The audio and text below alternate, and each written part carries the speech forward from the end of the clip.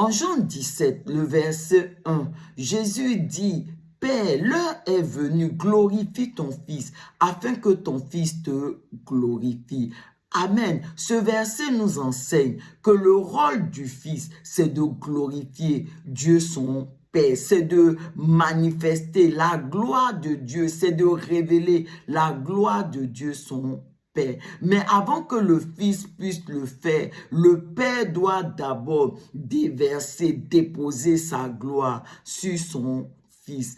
Amen. Et ce verset 1 de Jean 17, il nous parle également à nous. Nous tous qui dans la nouvelle alliance sommes devenus au travers de Jésus des fils et des filles de Dieu. Parce que notre devoir, comme Jésus nous l'a montré, c'est aussi de glorifier Dieu notre Père. Et nous ne pouvons le faire que lorsque le Père va déposer sur nos vies sa gloire. Amen. Et de quelle façon tout ce processus va se faire? Lisons ensemble Ésaïe 60, le verset 1, qui nous dit « Lève-toi, sois éclairé, car ta lumière arrive, et la gloire de Dieu se lève sur toi. » Amen. Ce verset 1 de Ésaïe 60 nous dit que Dieu déverse sa gloire là où se trouve la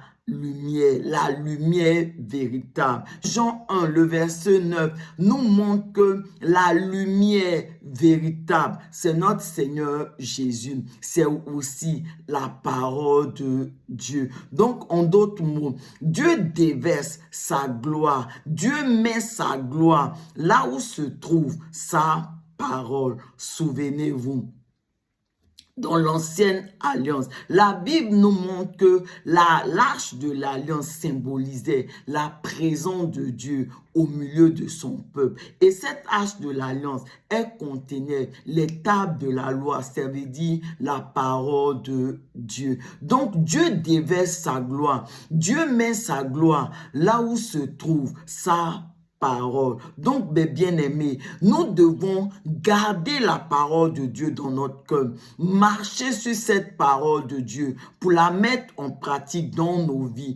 Et lorsque nous allons le faire ainsi, Dieu va venir déposer sa gloire sur nos vies. Et c'est cette gloire que Dieu va déposer sur nos vies que à notre tour, nous allons révéler. Nous allons révéler au monde. Nous allons montrer au monde.